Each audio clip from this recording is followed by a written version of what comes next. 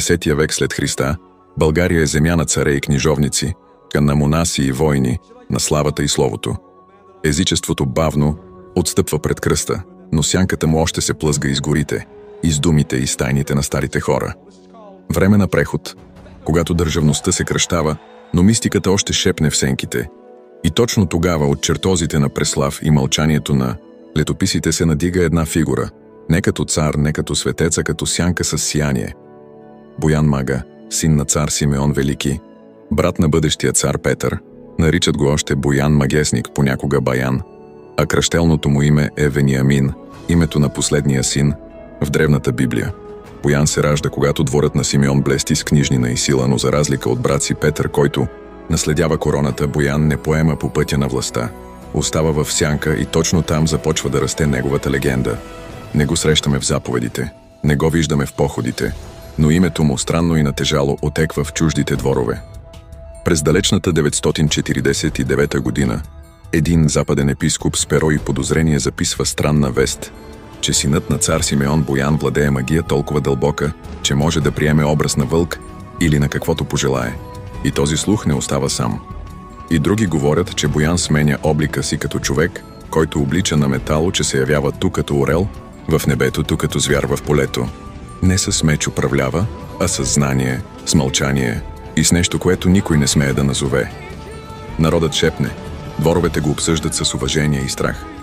Е ли наистина магесник? Или посветен в тайни по-древни от самото християнство, никой не знае.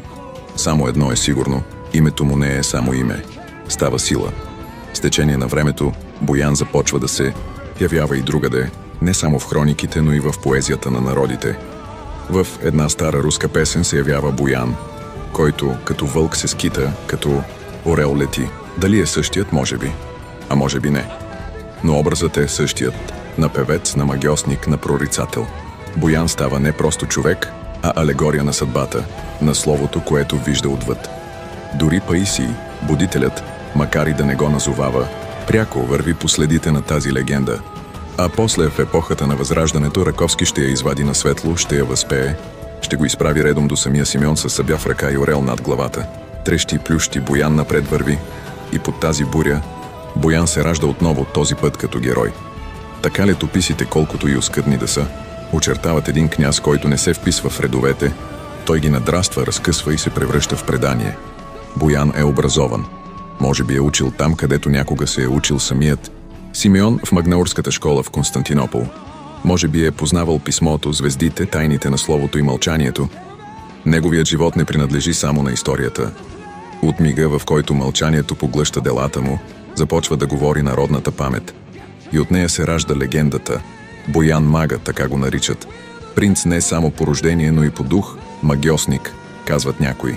Осветен, прошепват други. И всички усещат. Този мъж носи в себе си нещо, което надхвърля времето. Още в средновековието се носят слухове, че владее изкуства, забранени за обикновените смъртни.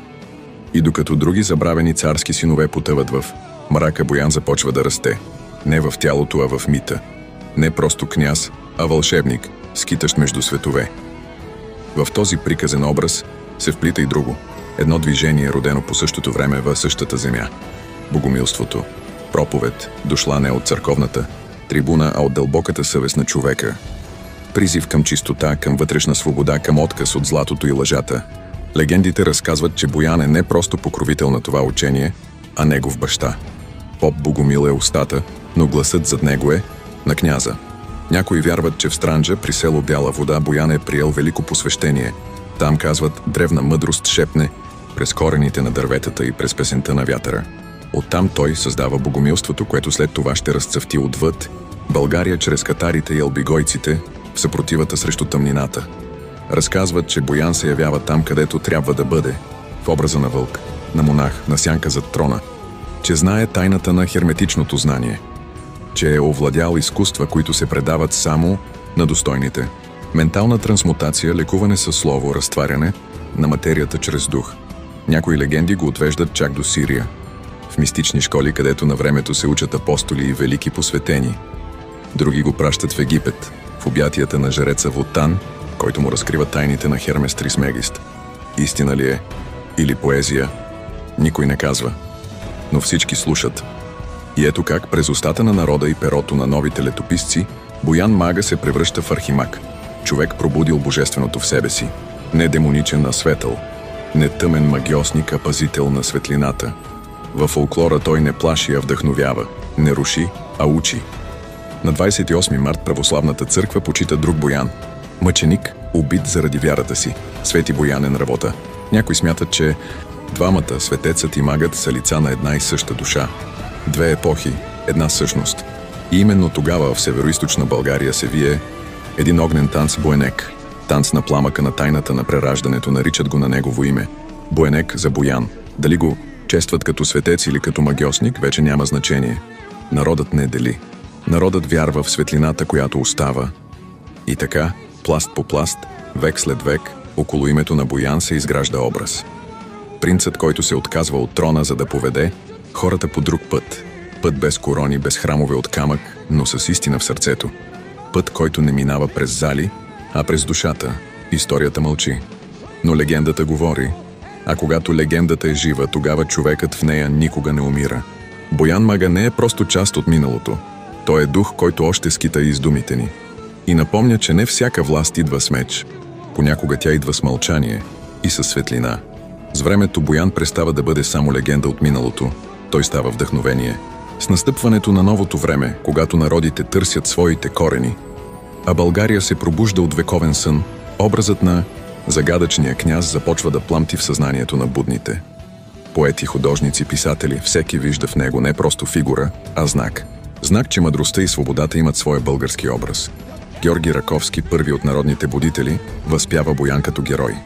През новия век, когато перото се превръща в меч, един творец, Николай Райнов, превръща Боян в нещо повече от войн. Той го изобразява рицар на духа. Скитник и закрилник, който обикаля земите, носи мъдрост и прикрива в тайна богомилското познание, за да го опази от пламъка на гоненията. В неговите разкази Боян вече не е човек, а идейна сила, семе посеяно в българската душа. През годините се появяват още гласове. Историци и фолклористи търсят Боян в старите ръкописи, в песните, в знаците. Васил Пундев дори му посвещава цяло есе. И така литературата издига Боян до нова висота. От спомен на времето, той става символ на борбата срещу духовното робство. Красив, мъдър, посветен, княз на тайната светлина. В съвремието образът му не избледнява. Напротив, влиза в бронз, в кино, в романи, в градските улици. В Бургас се извисява скулптурата на Боян. Мъж окован в вериги, с лице спокойно, като вода, и с второ лице на вълк надничащо отзад. Този паметник не просто украсява, той предизвиква. Пита. Кара хората да се спрат, да се запитат. Кой е този мъж, който гледа с две лица? Символите върху постамента също разпалват въображението. Някои ги разчитат като мъдрост, други ги отхвърлят с подозрение. Викове, спорове, статии. Но така е с всичко, което носи силен заряд. А Боян, той продължава да гледа спокойно, с лице човешко и с лице зверско, и в двете една и съща мъдрост. В литературата на новия век Боян отново се появява. Този път в роман, където е не просто княз, а брат на цар Петър и на самия Иван Рилски. Представен е като ученик на древния посветен Вотан, учен от Египет, носител на тайните на Вселената, тази история не претендира за историческа точност, тя е песен, възторг, въображение. Но пък каква песен? Има и други.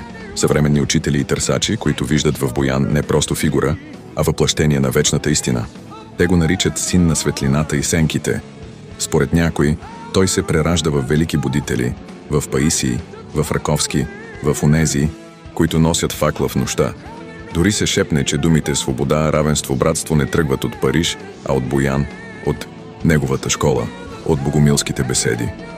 И макар това да е повече мит, отколкото факт, самото раждане на такъв мит говори за едно, че Боян е станал глас на копнежа за по-светъл и справедлив свят, и до днес той не е забравен.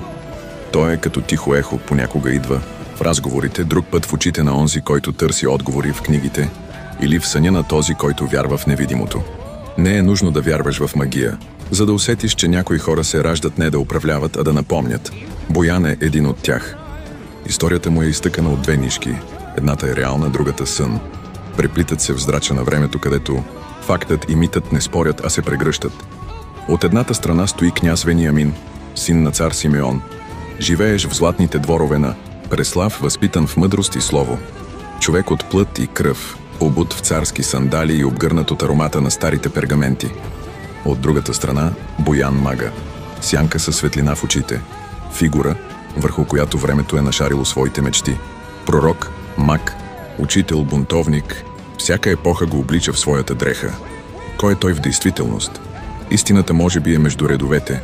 Може би Боян е княз, който се отказва от пътя към трона, за да поеме по друг път навътре.